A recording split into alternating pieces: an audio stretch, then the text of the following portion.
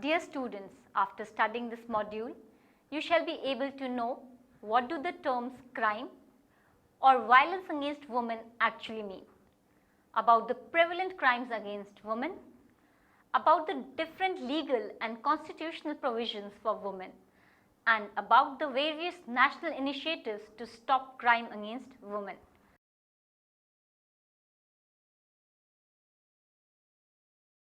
First, introduction to crime against women.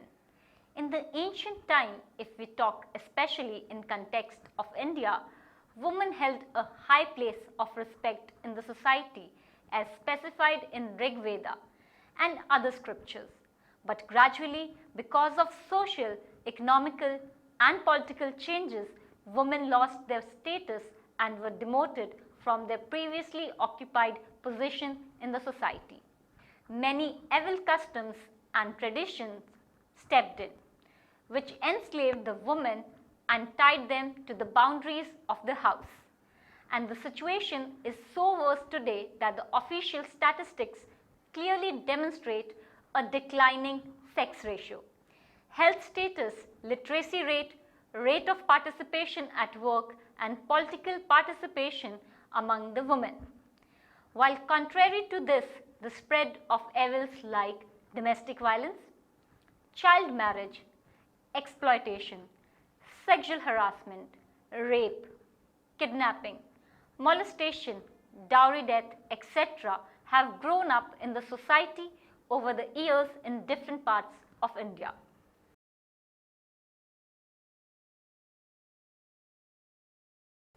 Now, what is the meaning of crime against women?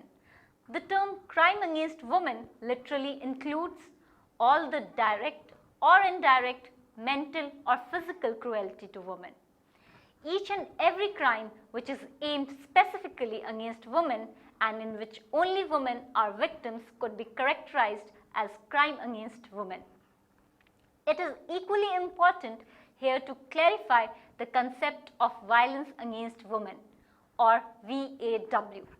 Violence, which is called abuse, includes any sort of misbehave and physical aggression. VAW is a collective term that refers to those violent acts which are exclusively and primarily directed against the woman. When violence is committed at home, it becomes domestic violence and involves family members such as children, spouse, his parents, or the parents or relatives of a woman herself. It may involve a number of means like biting, hitting, shoving, throwing objects, etc. In broad terms, VAW includes sexual and emotional abuse, threats, intimidation, stalking, economic deprivation, abduction, rape, kidnapping, murder, wife battering, dowry death, maltreatment of a widow, forcing for feticide, eve teasing, etc. UN defined VAW in Declaration on the Eradication of Violence Against Women in 1993. It defines it as an act of gender-based violence that results in or is likely to result in physical, sexual, or psychological harm or suffering to women, including threats of such acts, coercion or arbitrary deprivation of liberty, whether occurring in public or private life. The UN Declaration on the Elimination of Violence Against Women states that violence against women is a manifestation of historically unequal power relations between men and the woman, and that violence against women is one of the crucial social mechanisms by which women are forced into a subordinate position compared with the men.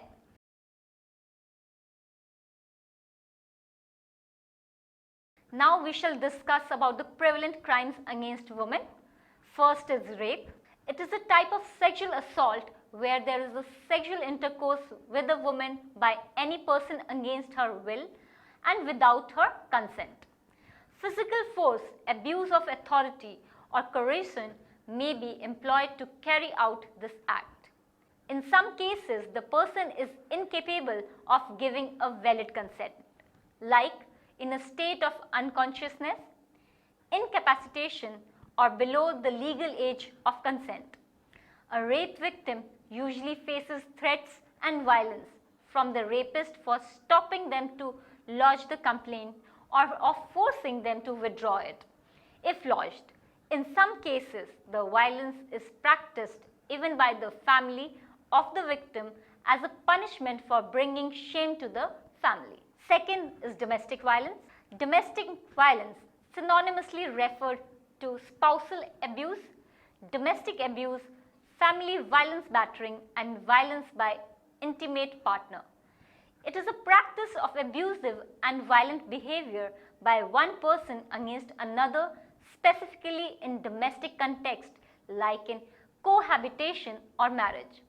It may be verbal, emotional, physical, sexual, or economic in nature. All over the world, females are considered to be the soft target of domestic violence. Domestic violence victims may be trapped in such violent conditions through power and control, isolation, financial dependence, fear, shame, or to protect the children. Third is honor killing. Honor killings are a common form of violence against women in certain parts of the world. Honor killing is the killing of women and girls by family members, usually fathers, husbands, brothers, or uncles, as they have considered bringing dishonor to the family. Women are killed for several different reasons, like being in a relationship that is not approved by their family, attempting to leave a marriage, refusing to enter an arranged marriage, dressing in an inappropriate manner, becoming the victim of rape, etc. Next is human trafficking and forced prostitution. Human trafficking refers to the acquisition of persons by improper means like force, fraud, or deception with the aim of exploiting them. The protocol to prevent, suppress, and punish trafficking in persons, especially women and children, states that trafficking in persons shall mean the recruitment, transportation, transfer, harboring, or receipt of persons by means of the threat or use of force or other forms of coercion, of abduction, of fraud, of deception, of the abuse of power, or of a position of vulnerability, or of the giving or receiving of payments or benefits to achieve the consent of a person having control over another person for the purpose of exploitation. Exploitation shall include at a minimum the exploitation of the prostitution of others or other forms of sexual exploitation, forced labor or service, slavery or practices similar to slavery, servitude, or the removal of organs. Forced prostitution or involuntary prostitution is prostitution or sexual slavery that takes place due to coercion by a third party. Forced prostitution is where a person gets engaged into sexual activities due to coercion by another person. Next is acid throwing. Acid throwing or acid attack or vitriolage may be defined as the act of throwing acid onto the body of a person coupled with the malicious intention of disfiguring or injuring the victim due to a feeling of revenge or jealousy. Hydrochloric acid, sulfuric acid, and nitric acid is the most commonly used acids in such attacks. Next is dowry death. The custom of dowry is very prevalent, especially in India. It becomes the root cause and triggers many forms of violence against women. Bride burning is a type of violence against women in which husband and his relatives kill the bride due to their dissatisfaction over the dowry provided by her family. Next is female infanticide. It is the deliberate killing of a female infant and also includes the termination of a female fetus. It has a history spanning centuries. The main reason behind the crime is the dowry system, as many poor families cannot afford it. In 1990, the census figures revealed that there were 25 million more men in comparison to women in India. In 1994, state declared it illegal to employ an ultrasound machine to determine the gender of a child. But by 2005, it was estimated that there are 50 million more males in India in comparison to females.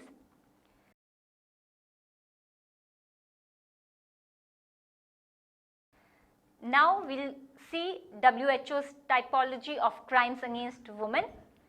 Phase and type of violence. Phase, if it is pre-birth, this is called sex-selective abortion. Then is infancy.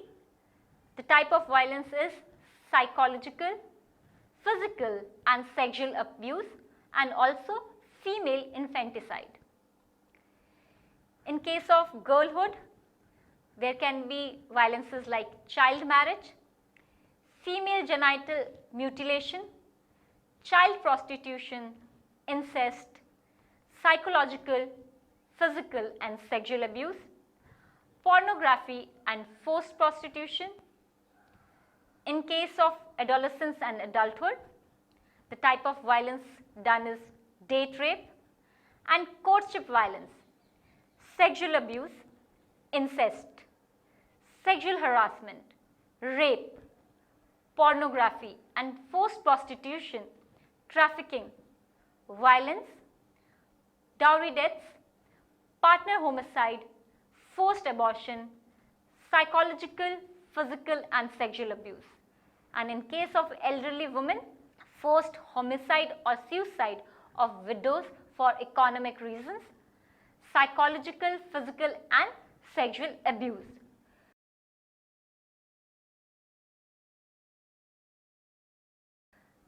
Now we shall see the constitutional provisions for women. Constitutional provisions for women are as under. Article 14 confers on men and women equal rights and opportunities in political, economic and social sphere. Article 15 subclause 1. It prohibits the state not to discriminate against any citizen on grounds only of religion, race, caste, sex, place of birth or any of them. Article 16. It provides for equality of opportunities, matters relating to employment or appointment to any office under the state. Article 39, subclause A and D. It mentions policy security of state equality for both men and women, the right to means of livelihood and equal pay for equal work for both men and women. Article 42. It directs the state to make provision for ensuring just and humane conditions of work and maternity relief. Article 46. It directs the state to promote with special care the educational and economic interests of the weaker sections of the people and to protect them from social injustice and all forms of exploitation. Article 51A, subclause E. It directs the state to promote harmony and the spirit of common brotherhood amongst all the people of India and to renounce practices derogatory to the dignity of women. Article 243D, subclause 3. It states that not less than 1/3, including the number of seats reserved for women belonging to the scheduled castes and the scheduled tribes, of the total number of seats to be filled by direct election in every panchayat to be reserved for women, and such seats to be allotted by rotation to different constituencies in a panchayat. Article 243D, subclause 4. It states that not less than 1/3 of the total number of offices of the chairpersons in the panchayats at each level to be reserved for women. Article 243T, subclause 3. It states that not less than 1/3, including the number of seats reserved for women belonging to the scheduled castes and the scheduled tribes, of the total number of seats to be filled by direct election in every municipality to be reserved for women, and such seats to be allotted by rotation to different constituencies in a municipality. Article 243T subclause 4, it promotes the reservation of offices of chairpersons in municipalities for the scheduled caste, the scheduled tribes and women in such a manner as the legislature of a state may by law provide.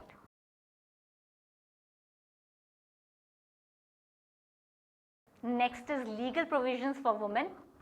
Although women may be a victim of almost any crime like robbery, murder, cheating, etc., the crimes which are specifically aimed against women are termed as crime against women.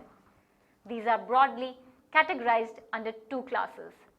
First, the crimes identified under IPC, that is homicide for dowry, dowry deaths or their attempts, section 302, 304B of IPC, kidnapping and abduction for different purposes, section 363 to section 373, rape, section 376 of IPC, torture, both mental and physical, section 498A of Indian Penal Code, sexual harassment, section 509 of IPC, and next is molestation, section 354 of IPC. Second category of crimes is the crimes identified under the special laws, that is SLL.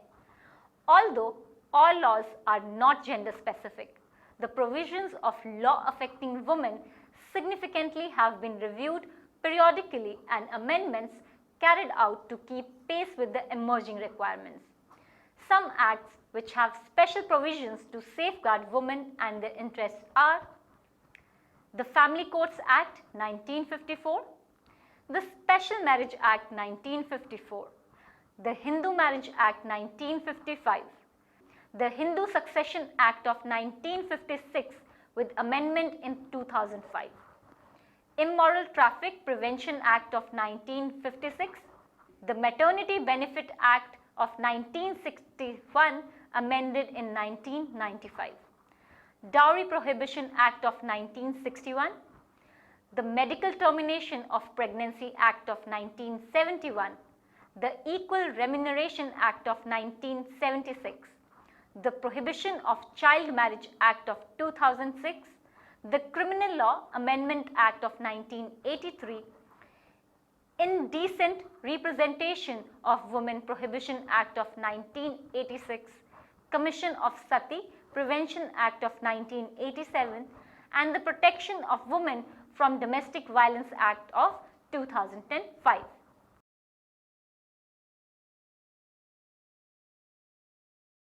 Next are national initiatives to stop crimes against women. First is National Commission for Women. In January 1992, the government set up this statutory body to study and monitor all matters relating to the constitutional and legal safeguards provided for women, review the existing legislation to suggest amendments wherever necessary, etc. Second, reservation for women in local self-government. The 73rd Constitutional Amendment Act passed in 1992 by Parliament ensured that the 1/3 of the total seats will be reserved for women in all elected offices in local bodies, whether in rural areas or urban areas. Third, the National Plan of Action for the Girl Child from 1991 to 2000. The plan of action was to ensure survival, protection and development of the girl child, with the ultimate objective of building up a better future for the girl child. Fourth, National Policy for the Empowerment of Women 2001. The Women and Child Development Department in the Ministry of Human Resource Development has prepared a national policy for the empowerment of women, in the year 2001. The goal of this policy is to bring about the advancement, development and empowerment of the women. Fifth is National Mission for Empowerment of Women 2010. This mission was launched in March 2010 as an important development that will provide the much required flip to a coordinated assessment of current government interventions and aligning future programs so as to translate the MPEW prescription into reality. The mission was worked out during the year 2011 and 12.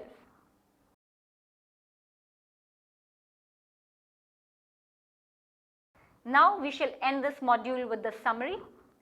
The term crime against women literally includes all the direct or indirect mental or physical cruelty to women. Each and every crime which is specifically aimed against women and in which only women are victims could be characterized as crime against women. Many evil customs and traditions stepped in, which enslaved the women and tied them to the boundaries of the house. And the situation is so worse today that the official statistics clearly demonstrate a declining sex ratio, health status, literacy rate, work participation rate, and political participation among the women. The spread of evils like domestic violence, child marriage, exploitation, sexual harassment, rape, kidnapping, molestation, dowry death, etc. have grown up in the society over the years in different parts of India. Indian Constitution has different provisions for the safeguard of rights of women.